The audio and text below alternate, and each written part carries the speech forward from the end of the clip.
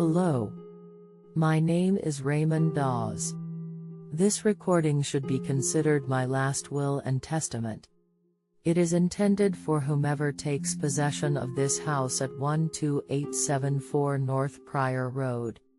After setting aside some money for family and other concerns, I should have approximately $300,000 left to my name, give or take, depending on how much longer I live, I suppose.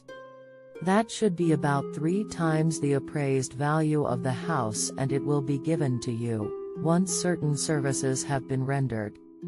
The law firm of Little and Dobbs in town will have documents confirming this arrangement. So that you understand how vital it is that this request is honored and executed faithfully, I need to explain some things. There's nothing particularly special about me. I'm just a middle-aged guy. However, I have never been what you'd call a people person.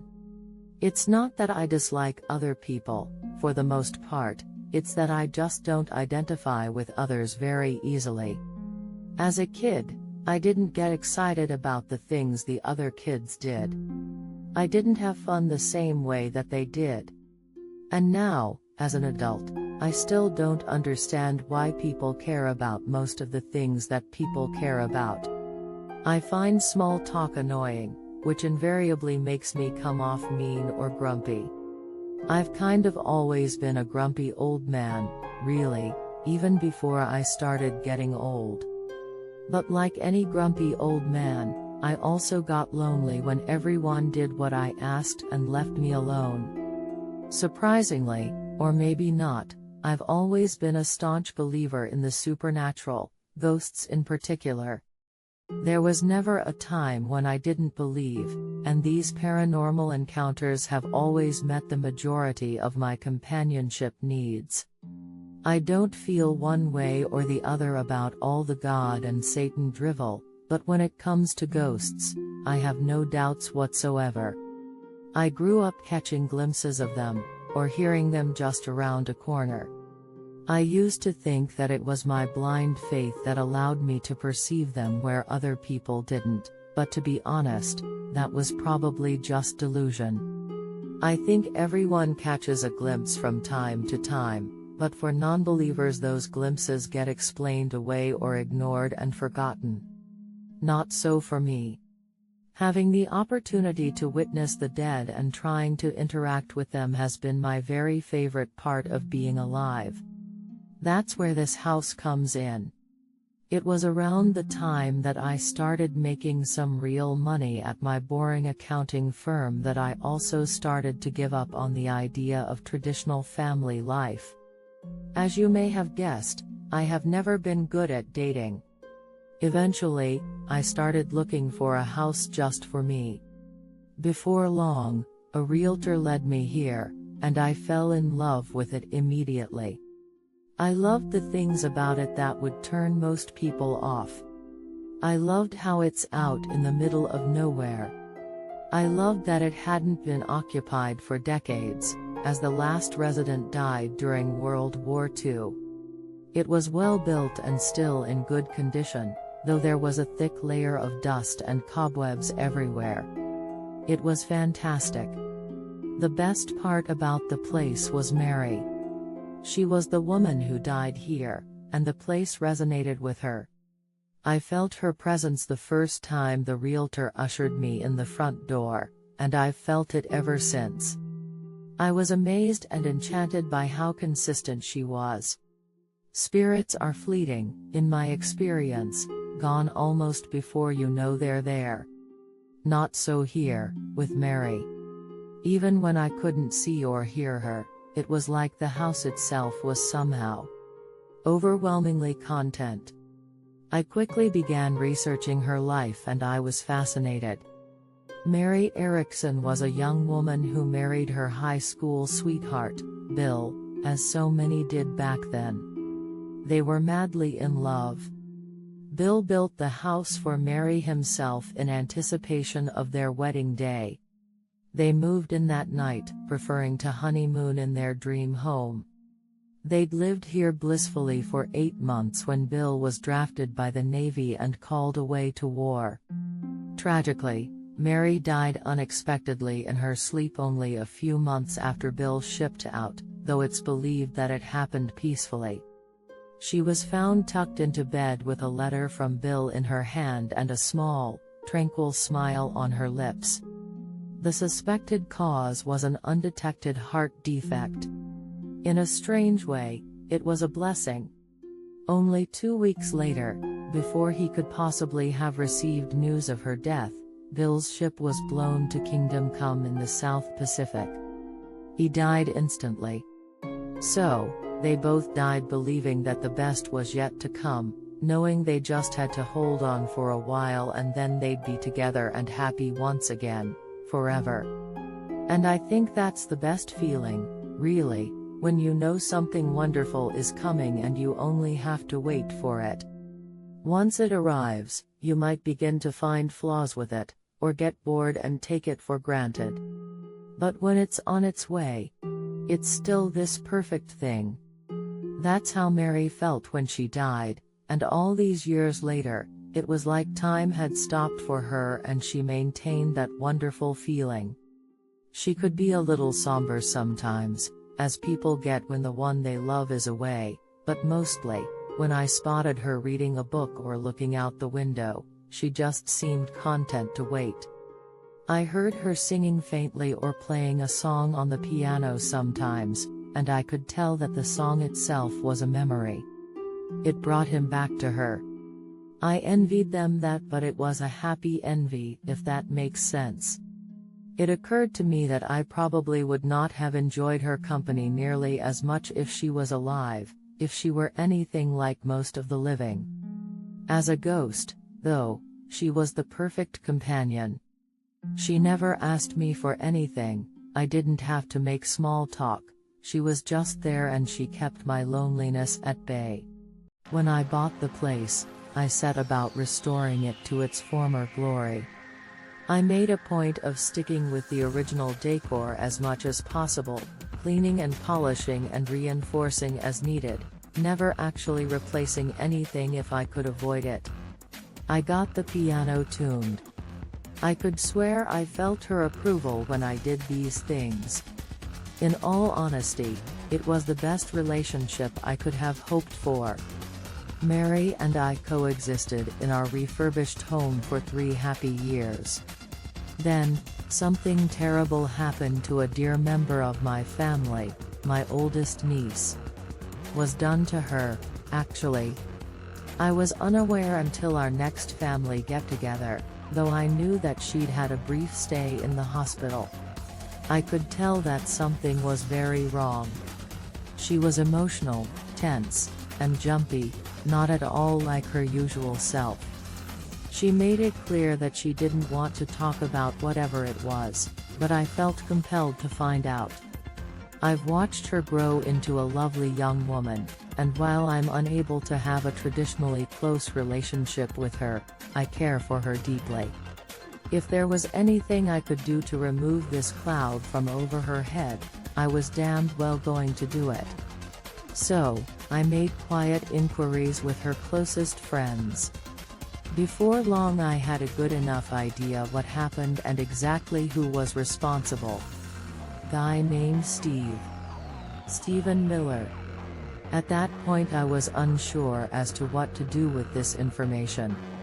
I've never been what you would call a man of action, never even got in any fights, unless you count a minor scuffle in grade school. Never messed around with the law and I had no desire to. But I knew that I would never feel right doing nothing. At the same time, I've never been quick to judge people, even if I believe they've done something terrible. Decent people hurt each other and then regret it enough to never do it again. A schizophrenic can break from reality and kill his best friend. Alcoholics do things that would shame them forever, then they don't even remember the next day.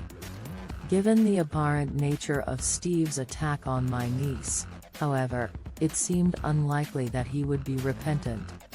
I needed to know for sure, though. I found out where he liked to hang out, dressed myself down a little to fit Steve's hole-in-the-wall bar scene, and I went fishing. In retrospect, it seems really stupid. Like, there are so many different bad endings to that plan. But it actually worked, somehow. I got to know him kinda like the way you'd get to know a cat. I bellied up to the bar a couple stools down from the dickwad, ordered a beer, then sat and pretended to watch the game, waiting for him to do something, anything at all. Eventually he said something stupid, so I replied with something stupid, and we were off to the races.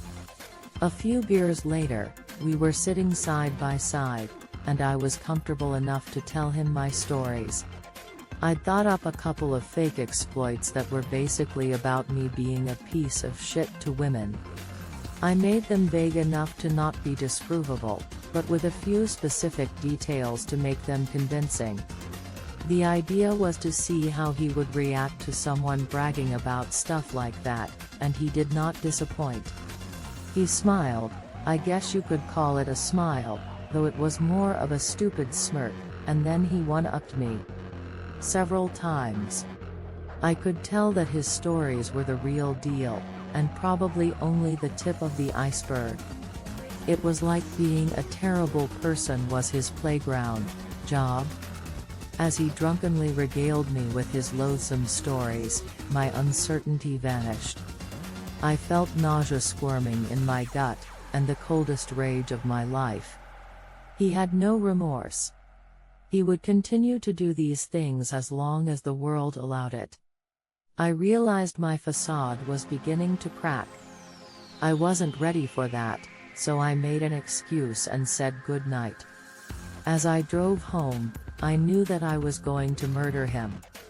I'm guessing a lot of people who know me, or who think they know me, would be shocked by that. The truth is I had no qualms about it at all. My only concern was being caught, and I was certain I had the perfect plan to ensure that didn't happen. In less than a week I was ready. I made several more mercifully brief visits to the bar and yucked it up with Steve. He displayed more disgusting behavior and ate up my fawning deference act like it was slop time at the hog farm. I felt ill and mentally drained every time, but I knew that I'd gained his trust. Steve loved having a sidekick. I had pre-dug a hole in my backyard and a tarp laid across my kitchen floor. I put up some fresh paint and left a few tools out so the tarp wouldn't seem out of place. Then I met up with Steve. He was already half in the bag. Excellent. I told him I was hosting a pregame party and invited him out to help me set up some elaborate drinking games to impress all the hot girls who'd be attending. I don't have to impress girls, he slurred, but he followed me out of the bar anyway. When we got to my place in our separate vehicles, I invited him in and he followed me into the kitchen. I got him a beer from the fridge. He popped the top and took a long gulp. I pulled my .22 caliber pistol out of my waistband and shot him twice in the chest. At first he only registered shock. I shouted that this was retribution for what he'd done to my family and all the other women. Then he turned to me, enraged. He threw the beer can aside and rushed me. His hands were at my throat and he slammed me against the fridge. I pushed the gun directly against his chest and shot him again. He was much larger than me and the rage made him inhumanly strong as he crushed my windpipe. For a moment I feared that I'd lose consciousness. Then, thankfully, the blood loss and organ damage overcame him and his hands went slack. He teetered, trying to breathe, and coughed blood in my face. He crashed to the floor, but his expression did not change. I stood there, gasping and gagging, waiting for him to die. It took a long time. I kept expecting him to become fearful or something as it became clear that he was going to die, but he never did. He glared at me from the floor and clenched his hands, choking snarls escaping from his bloodied mouth, flailing uselessly at my feet. Finally, his body stilled. Honestly, it seemed like it had all worked out as well as I could have hoped. I wrangled his cooling body onto the tarp and wrapped him up as neatly as I could. I paused at the back door to listen for anyone coming down the gravel road just in case. Hearing nothing, I dragged him out to the hole, threw him in and packed the loose dirt back on top. I changed into workout clothes, drove his car into Wilson's Lake and jogged the 1.5 miles back home. Throughout the ordeal, I never saw another soul. I scoured the kitchen late into the night. Steve had managed to leak all over the place, despite the tarp. It was after midnight when I heard the sound of Mary's footsteps. They were her steps to be sure, but not like I had ever heard them before. It made me shiver even before I could make any sense of it. They were running frantically. A piercing sob ripped through the house. She was terrified. Then I heard heavy footsteps. Deliberate and getting heavier with each step, following her down the upstairs hallway. The last step hit like a sledgehammer and she screamed unlike anything I've ever heard. And then there was silence. I stood in the kitchen, frozen in a cold sweat. After an interminable amount of time, I snapped out of it and crept upstairs. There was nothing there to be seen or heard. I could sense a presence, but it was nothing like the peaceful aura Mary had exuded. It was bad. It was really, really bad. It was a venomous blackness with teeth. I couldn't stand feeling it all around me in that room another moment and fled. I did not sleep that night. The next day I called in sick to my mundane job and started looking into anything I could find about paranormal activities. Hauntings, evil spirits, poltergeists, anything that could help me. What had been an idle hobby became full-time, fervent study. The next night I dug up Steve's body, chained some old dumbbells to him, and threw him into the lake to join his car. But when I got back to the house I knew that the damage had not been undone. I continued to study with every free moment, incantations and rituals of every kind. I looked up exorcists. They're not as easy to find these days, but there are still a few out there. I persuaded a sympathetic priest to come over. I asked him if he was bound to tell police about someone confessing to a crime. He told me he was obligated to tell them if someone was planning a crime, but if it was already done that he was bound to secrecy. I told him everything that had happened and he asked me if I wanted to ask the Lord's forgiveness. I told him that I wasn't sorry for killing him, I was only sorry for doing it here. He seemed taken aback at that, but after a moment of quiet reflection, he said that he was still willing to help me. We prayed together for a lengthy interval and he did all the things he knew to do to eradicate evil and bless my home. He wished me good luck as we parted at the front door, which seemed a little strange coming from a priest, and then he left. That night I heard Steve again. He was laughing at me, maniacally. It was obvious what he thought about the priest's efforts. That was 14 years ago now. I have made no progress. He has delighted in torturing Mary and I every single night since. Before all this happened, I would hope to see or hear something new from Mary every day. Finding her in a new place, doing something I didn't know she did was the best feeling. She took such simple joy in everything that she did. It was contagious. In the years since that godforsaken night, I've heard a lot of new things, and they have all been nightmare-inducing. He attacks her every night, brutally. I've heard her scream 1,000 different ways.